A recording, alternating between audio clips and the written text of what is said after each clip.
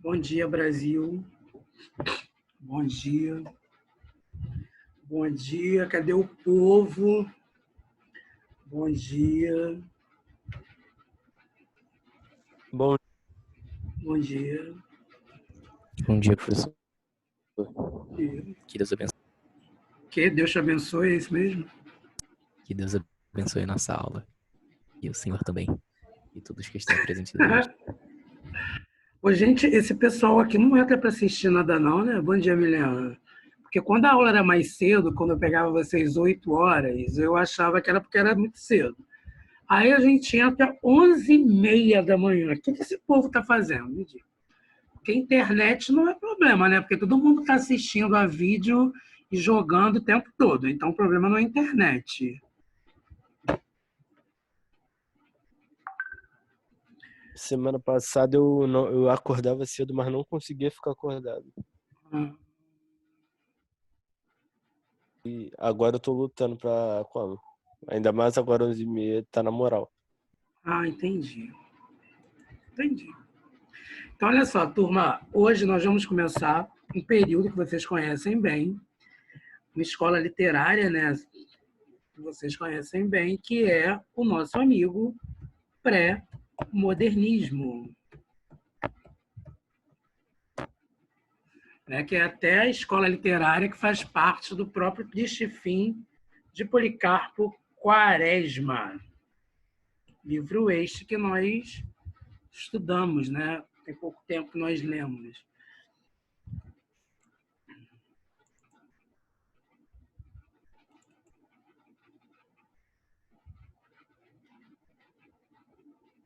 Estão vendo aí, gente? Estão vendo o PowerPoint?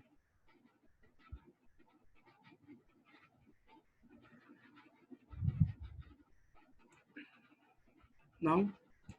Então tá, só um minuto. E agora?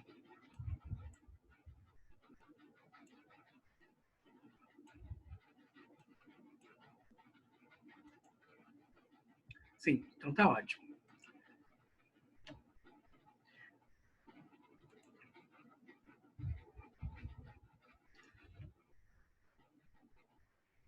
Então, olha só, turma, vamos entender, no caso, quais foram os objetivos do pré-modernismo, o que foi o pré-modernismo, como que se caracterizou a obra de Euclides da Cunha. Lembrando, gente, que Euclides da Cunha era um jornalista, né? Porque quando ele escreveu Os Sertões, ele, na verdade, ele não tinha nenhum interesse em se tornar escritor de literatura, ele era simplesmente um jornalista. Que Retrato da Sociedade Brasileira é feito por Lima Barreto, como as cidades do interior aparecem na obra de Monteiro Lobato, quais são as características da obra de Graça Aranha. Então, nós vamos focar nesses 4 escritores, né? O Euclides da Cunha, o Lima Barreto, o Monteiro Lobato e o Graça Aranha. O Euclides da Cunha, a gente pode colocar como palavra-chave Os Sertões. O Lima Barreto, a gente pode colocar o Dom Quixote, né? O Dom Quixote brasileiro, que, na verdade, a gente sabe, né, da questão da implementação do Tupi-Guarani, o Homem Negro, bêbado pelas ruas, o Monteiro Lobato, que a gente vai ver mais uma vez que o Monteiro Lobato não tem aquela imagem do sítio do Pica-Pau Amarelo. Bom dia, Bruno. Né, que tem uma visão muito mais política do que uma visão literária. Se bem, gente, que eu não posso nem falar que uma visão política não deixa de ser literária, porque acaba sendo literária em alguns contextos. Mas o que eu estou querendo dizer é que o Monteiro Lobato não tem aquela imagem só de sítio do Pica-Pau, né? Ele é muito mais complexo que isso. E as próprias características da obra de Graça Aranha.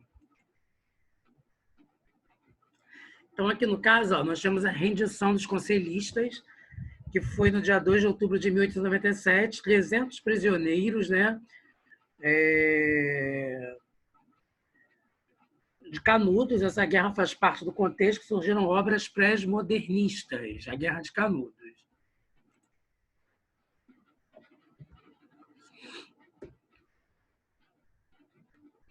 Então, olha só, gente, os primeiros anos da República são agitados no Brasil. A gente está falando de república, a gente vai falar de república do café com leite, né?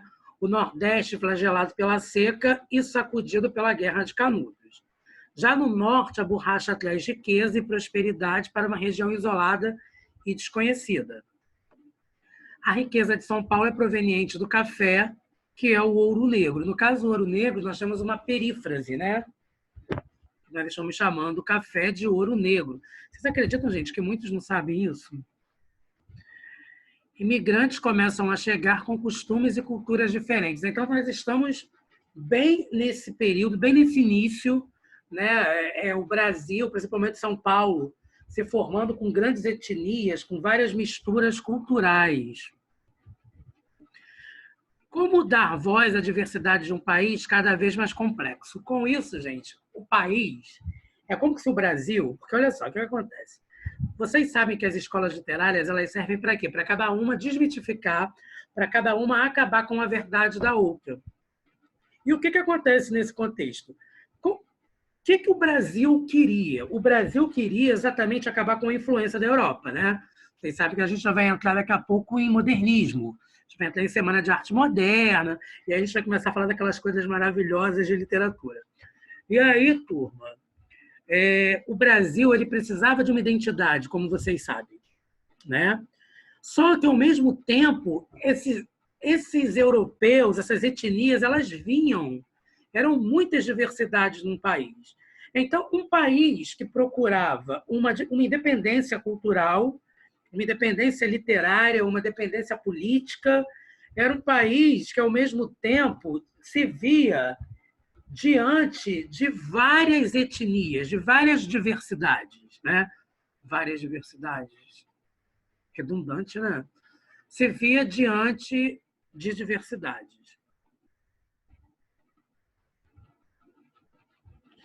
Quais foram as diferentes propostas dos escritores pré-modernistas? Nós temos o Euclides da Cunha, como eu falei com vocês, né? Que ele vai falar exatamente da questão de Os Sertões, né? O jornalista.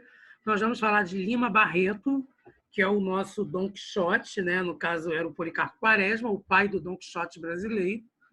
Ele vai falar de Clara dos Anjos, ele vai falar também de Triste Fim de Policarpo Quaresma, o homem negro, né? Caindo, jornalista, bêbado, pelas ruas do Rio de Janeiro, pelo subúrbio, ele vai trazer o subúrbio.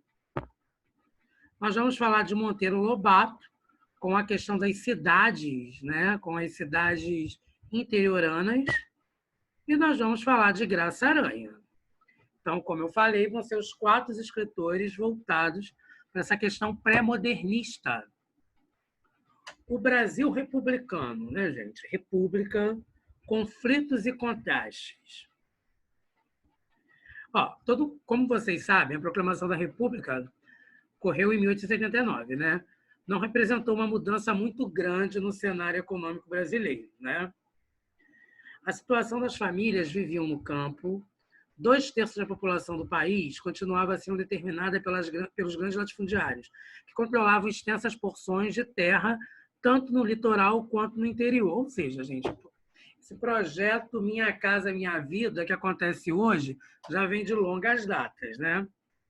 Os latifundiários, como donos do campo, como dono das próprias terras litorais, do litoral, né? Dos litorais que formam o litoral, né? Aqui no caso, gente, a proclamação da República, né?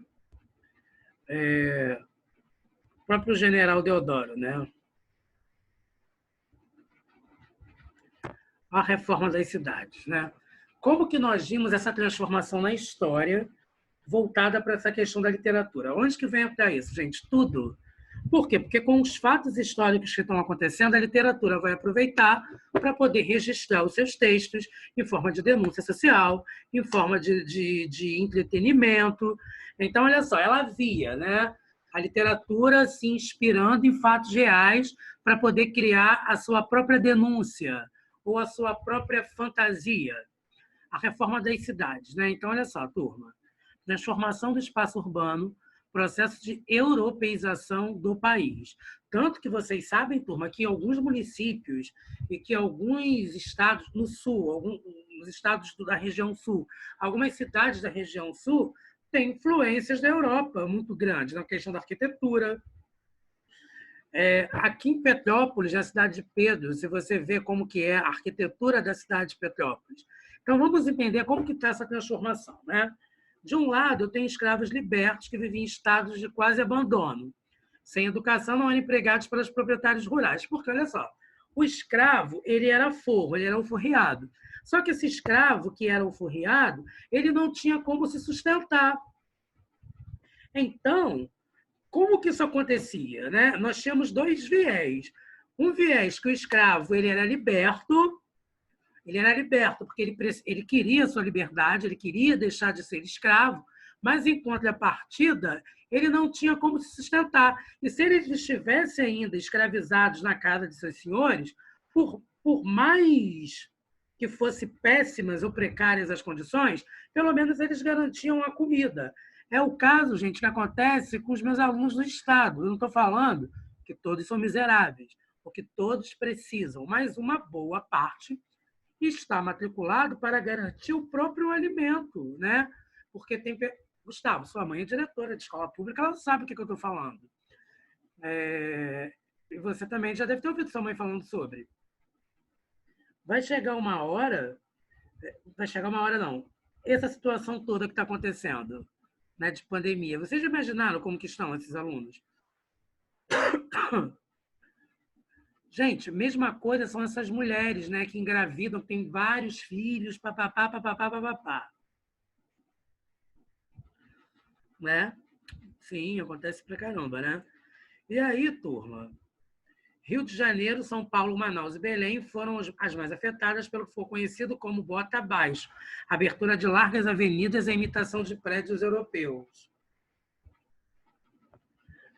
Gente, se você pegar a Champs-Élysées, né, as avenidas de Paris, ou então algumas avenidas de Buenos Aires, que não é na Europa, né, mas que teve forte influência da Europa também, vocês virão que são largas, as avenidas são extremamente largas. Vocês podem ver isso com a Avenida Brasil, você pode ver isso com a Avenida Presidente Vargas. Então, olha só, turma, com isso tudo, deslocamento das famílias pobres das áreas centrais, onde moravam em cortiços, para os locais de difícil acesso. Nasciam as favelas. Caramba, o cara não tem onde morar. Né? Os cortiços. As áreas centrais, onde ficavam os cortiços. Né? E ainda assim, muitos não teriam como sobreviver. Então, eu vou construir, sei lá, uma madeira, alguma coisa que me proteja do frio ou da chuva. Daí eu vou ter a questão... Lembrando, turma, que em literatura nós podemos falar favela, né? Sem o menor problema. Mas se eu levar por uma nuance, ou se eu levar por um viés ou por um contexto voltado sociológico para a sociologia, quem dá sociologia para vocês? Eu acho que é a Hannah, né? Ou numa questão de geografia... Eu não vou poder chamar, gente, a favela de favela. Eu acredito que ela já disse isso para vocês, né? Eu vou ter que chamar de crescimento desordenado. Então, isso aí. Então, a literatura ela não está preocupada com o que está sendo falado, né? Mas nós temos que entender como e quando falar, em que contexto falar. Eu, como professor de literatura dando aula de pré-modernismo, eu vou falar favela. Como professor de gramática, favela. Mas se eu estou defendendo uma tese, defendendo algo, me colocando em público, eu não vou chamar a favela de favela. Né? Só em literatura, né?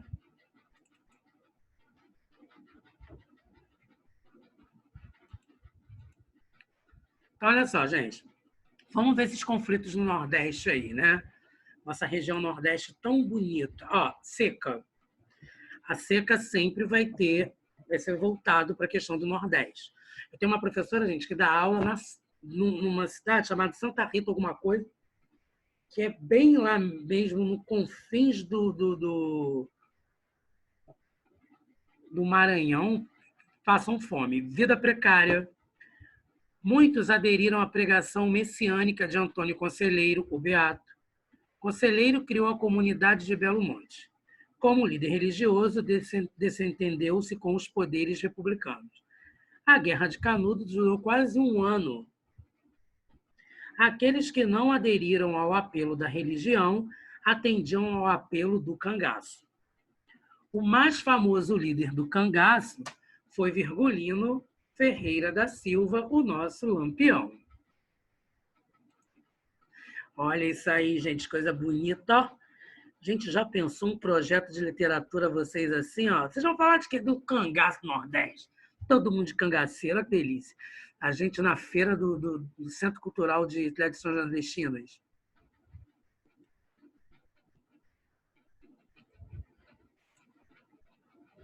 Cruzes. É tua cara, Bruno, isso. Para de ficar falando de jogo e começa a falar de literatura. Ó. A riqueza da borracha do café.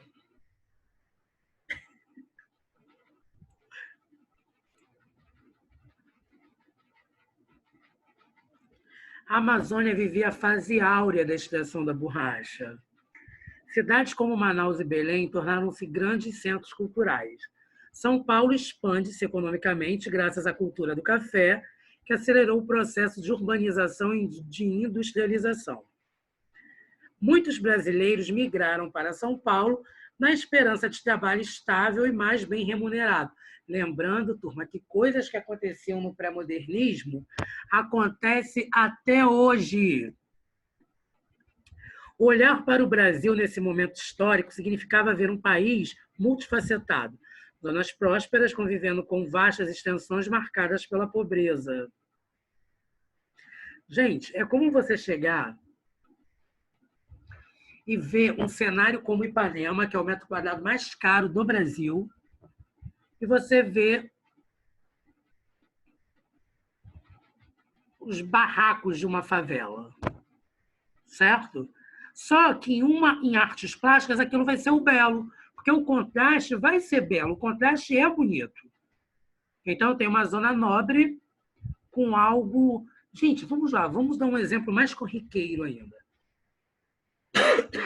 É como se eu fosse dar, sei lá, camarão aos porcos.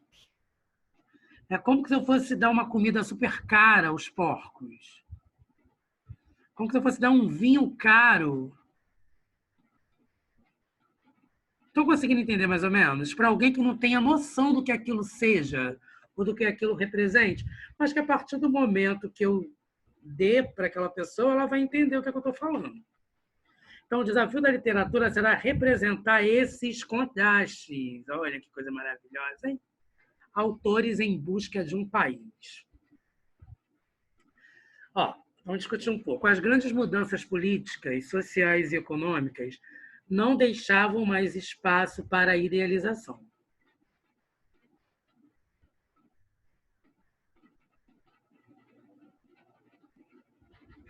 O foco da produção literária se fragmenta e os autores escrevem sobre as diferentes regiões, os centros urbanos, os funcionários públicos, os sertanejos, os caboclos e os imigrantes. Então, nós vamos chegar numa parte da literatura, nós saímos de quê? Nós saímos do simbolismo, onde nós estávamos falando do luar, da escuridão, da morte, da depressão. Agora nós estamos no pré-modernismo, onde nós estamos falando de vários temas, né? Por quê? Porque o Brasil estava em uma extensão, então era muita coisa para ser falada. Tudo era interesse para os escritores, como Euclides da Cunha, Monteiro Lobato, Lima Barreto, Graça Aranha e Augusto dos Anjos. Essa multiplicidade de focos e interesses torna impossível tratar o pré-modernismo como uma escola literária. Estão conseguindo entender, gente? Como eu tenho muitas informações... Ah, professor, você está de sacanagem com a nossa cara. Porque o senhor falou que no romantismo tinham 3 gerações, tinha a primeira geração, tinha a segunda geração, tinha a terceira geração. Ano passado, o senhor ensinou modernismo, que é a próxima escola literária que vem. Mais uma vez, Primeira geração em prosa, primeira geração em poesia. Depois, segunda geração em prosa, segunda geração em poesia. Terceira geração em prosa, terceira geração em poesia. Caramba, então você já está falando o quê? Eu não estou entendendo mais literatura, né? É diferente. Por que vai ser diferente? Ele vai ser considerado uma transição. Tanto, gente, que ele foram quase 20 anos, né? O pré-modernismo é considerado um período de transição. Por isso ele não é chamado de escola literária, porque ele é como se fosse uma descoberta de uma vacina, de um antídoto, estão entendendo? É como se fosse uma incerteza, uma hipótese, é como se fosse um experimento. Conserva algumas tendências das estéticas, segunda metade do século XIX, e antecipa as outras, aprofundadas com o modernismo. Ao projeto literário do pré-modernismo. Desejo de mostrar o Brasil real aos brasileiros. Gente, quantas vezes vocês não param para pensar e falam assim, mas não é bem assim. Não é só isso, né? Gente, o gringo quando vem para cá, Carnaval, mulata, futebol, Ronaldinho, lembram disso, né? Não é mais Ronaldinho não, né? Quem é agora, famoso? E aí vem para cá, ficam andando na praia de Copacabana, pela orla da Zona Sul, aí perdem o celular, perdem a máquina, coisas do gênero, né? Não só eles, como até nós mesmos, né? Crítica à realidade social e econômica. Linguagem mais próxima do texto jornalístico. Nós vamos ter a função referencial da linguagem, né? Vamos falar aí do Euclides, gente, o Euclides da Cunha. Quem gosta muito desse povo aí é a Jaqueline. Euclides da Cunha foi o pioneiro entre os pré-modernistas da aproximação entre a literatura e a história, porque era uma guerra, né? Então ele relatou exatamente a guerra. O escritor Joaquim Nabuco definiu os sertões como a Bíblia da nacionalidade brasileira. Os sertões são um livro de difícil classificação, pois apresenta características. Lembrando, turma, que aqui está escrito são, porque eu estou concordando com os, tá? Mas eu posso falar, os sertões é um livro, como eu posso falar que os sertões são um livro, tá? Um pouquinho de Ronaldo aí em gramática, tá? Não adianta, ele não gosta. O que vocês estão falando? Quando ele passou um trabalho sobre isso, foi um saco. Era para cá esses livrinhos. Eu que passei isso?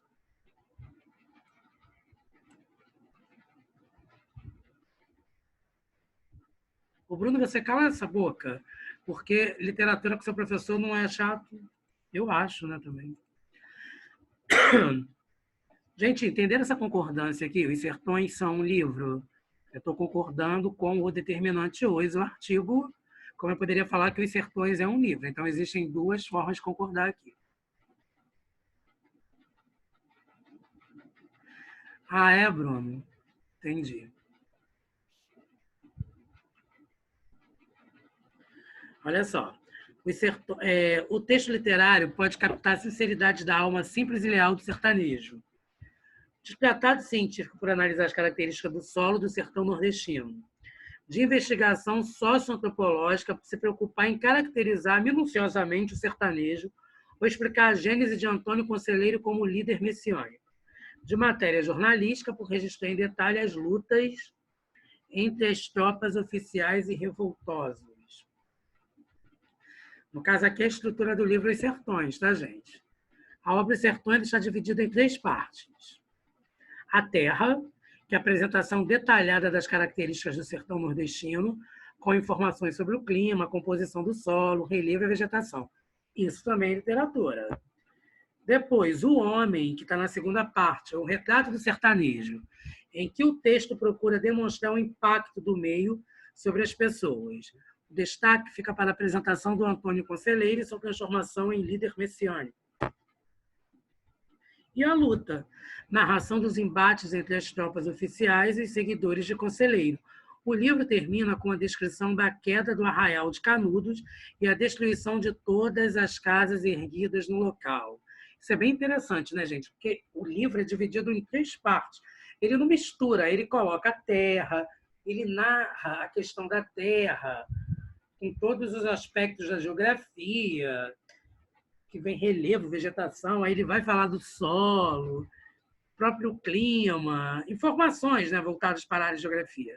O homem, voltado para uma questão da própria história, a luta voltada para a questão também da história, da filosofia, da sociologia, o homem na sociologia também, né, claro. Nós temos, ó, a capa, né, a contracapa dos Sertões, né, de Euclides da Cunha. Olha que maravilha, gente. Olha lá, ó. Aqui onde aconteceu a guerra, né? O Reino do Sertão, Canudos e sua área de influência. Olha que bacana, gente.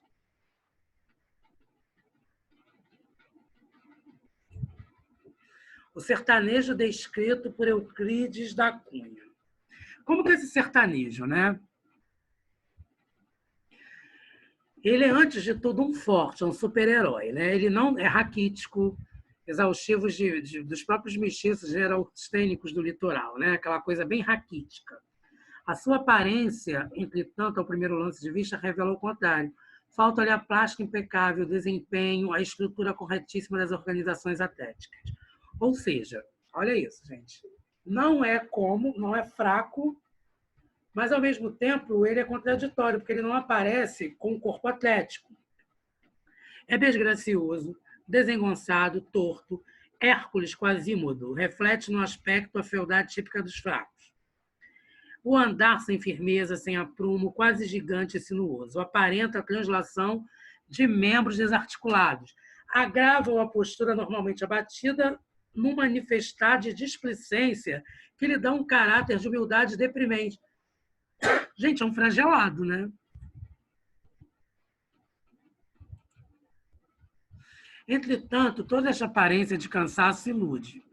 Nada é mais surpreendedor do que vê-la desaparecer de improviso.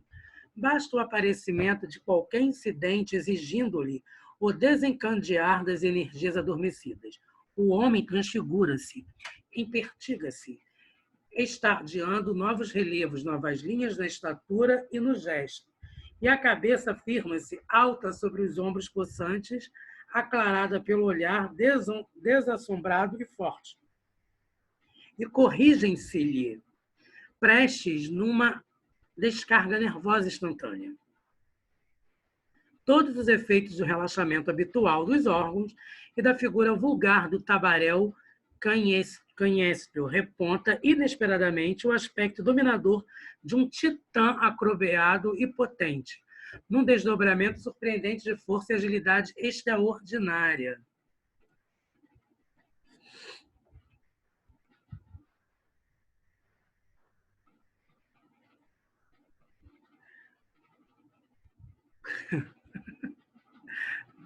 Balestrini está afiado hoje, né? Depois que ele está nessa de live, ele está cada vez mais abusado, né? Então, olha só, gente. Aqui nós temos a tabela dos conteúdos, né, do livro. Ó. A terra dos sertões, ó, o Planalto Central, estão vendo como fala? Desce nos litorais. Nosso velho amigo Lima Barreto, ó, Liste Fim de Policarpo Quaresma e Clara dos Anjos. Será responsável por compor um retrato de parte dos centros urbanos ignorados pela elite cultural do país, os subúrbios cariocas. Isso aí vocês sabem, né, turma? Os romances, contos e crônicas de Lima Barreto compõem um painel que se desenham de formas mais claras os verdadeiros mecanismos de relacionamento social típicos do Brasil no início do século XX. Olha o Lima Barreto aí, ó. Este Fim de Policarpo Quaresma, um conhecido de vocês. Recordações do escrivão Isaías Caminha. Aí vai bem Clara dos Anjos.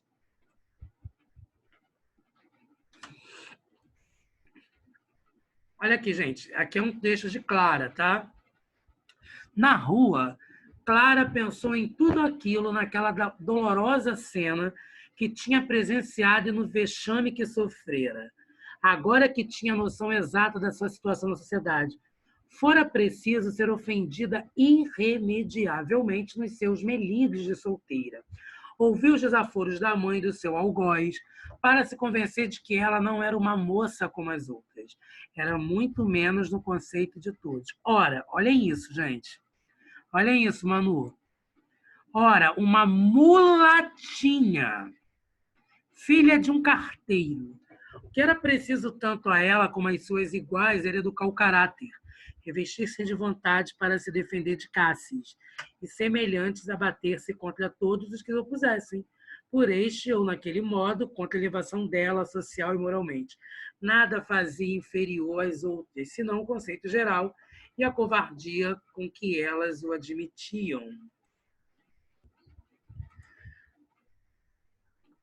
Deixa eu ver aqui.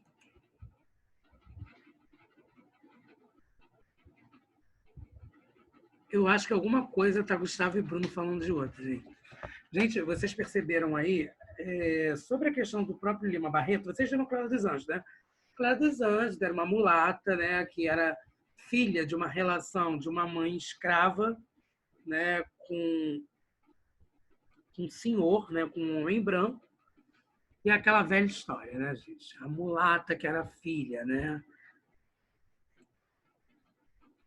Este notável escritor é bastante conhecido entre as crianças, pois se dedicou a um estilo de escrita com linguagem simples, onde realidade e fantasia estão lado a lado. Pode-se dizer que ele foi o precursor da literatura infantil no Brasil. Olha o Lobatinho aí.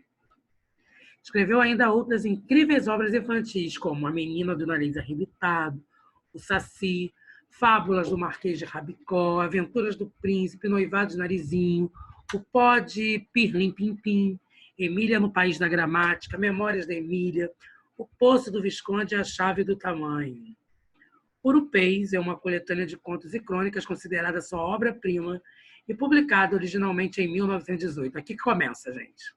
Por aqui ele tá bonzinho, né? Agora em Urupês ele começa. Inaugura na literatura brasileira um regionalismo crítico e mais realista do que o praticado anteriormente durante o romantismo. A crônica que dá título ao livro traz uma visão depreciativa do caboclo brasileiro, chamado pelo autor de fazedor de desertos, estereótipo contrário à visão romântica dos autores modernistas. Lembra do Jeca Tatu, turma? Que nós temos Monteiro Lobato e sua sobrancelha inesquecível. Urupês, né? A capa de Urupês. Olha o Jeca Tatu aí, turma. Olha isso. Jeca Tatu era um pobre... Gente, qual era a intenção do Monteiro Lobato, né, como Jeca Tatu? Ele queria simplesmente demonstrar para o Brasil como que era... Ele queria mostrar para o Brasil como era... Ele queria retratar como que era as pessoas do interior. Só que acabou que essa personagem ela virou algo que foi muito além desse simples Jeca, porque as pessoas começaram a debochar, as pessoas começaram a ironizar, a depreciar a figura inocente do Jeca, né? A forma de se vestir, a forma de agir, e acabou que foi algo ao contrário. Jeca Tatu era um pobre caboclo que morava no mato, numa casinha de sapê. Vivia na maior pobreza, em companhia da mulher, muito magra e feia, e de vários filhinhos pálidos e tristes. Jeca Tatu passava os dias de cócoras, pitando enormes cigarrões de palha, sem ânimo de fazer coisa nenhuma. Ia ao mato caçar, tirar palmitos, cortar caixas de brejaúva, mas não tinha ideia de plantar um pé de couve atrás da casa. Perto, um ribeirão, onde ele pescava de vez em quando uns lambaris e um outro bagre, e assim ia vivendo. Gente, minha avó tinha um sítio em Minas que ela vivia pescando bagre e lambari. Vocês acreditam que eu tenho um tio que é o próprio Jeca? Dava pena ver a miséria do casebre, nem móveis, nem roupas, nem nada que significasse comodidade. Um banquinho de 3 pernas, umas peneiras furadas, a espingardinha de carregar pela boca, muito ordinária. Gente, minha avó tinha uma espingarda na casa dela. E só. Todos que passavam por ali murmuravam: que grandíssimo preguiçoso. Jeca Tatu era tão fraco que, quando ia lenhar, vinha com um feixinho que parecia brincadeira. E vinha arcado como se estivesse carregando um enorme peso. Por que não traz de uma vez um feixe grande? Perguntaram-lhe um dia. Jacatatu coçou a barbicha. Rale respondeu, não paga a pena. Tudo para ele não pagava a pena. Não pagava a pena consertar a casa, nem fazer uma horta, nem plantar árvores de frutas, nem remendar a roupa. Olha o Jeca aí, gente. Graça Aranha foi um escritor e diplomata brasileiro, considerado um autor pré-modernista no Brasil, sendo um dos organizadores da Semana de Arte Moderna de 1922. Devido aos cargos que ocupou na diplomacia brasileira em países europeus, ele esteve a par dos movimentos vanguardistas que surgiam na Europa, tentou introduzi-los à sua maneira na literatura brasileira, rompendo com a Academia Brasileira de Letras, por isso, em 1924. Caramba, gente, se a questão era lutar contra a influência europeia, o cara vem e tenta ainda ter coisas voltadas para a Europa. A Academia Brasileira de Letras fez o quê? Rompeu com ele. Canaã, lembram disso, gente? Publicado no Brasil pela primeira vez em 1902, o romance aborda a imigração alemã. Lembra de Mikau e Lente, gente? No estado do Espírito Santo, por intermédio do conflito entre dois personagens principais, Mikau e Lentes, Mikau, que representam diferentes linhas filosóficas. Temas como opressão feminina, imperialismo germânico, a gente está falando de Alemanha, hein? Só que ele estava tendo... Estão entendendo por quê? Que não, a Academia Brasileira de Letras não permitiu, porque ele estava fazendo parte de uma transição pré-modernista onde o tema era voltado para questões da Europa, da Alemanha. Então, olha só, militarismo, corrupção de administradores públicos, ostracismo, conflito de adaptação à nova terra são tratados nesse romance. Olha ele aí. Não, eu não te fujo, doce tristeza. Tu és a reveladora do meu ser, a razão da minha energia, a força do meu pensamento. Sobre ti me reclino, como se foras um insondável e voluptuoso abismo.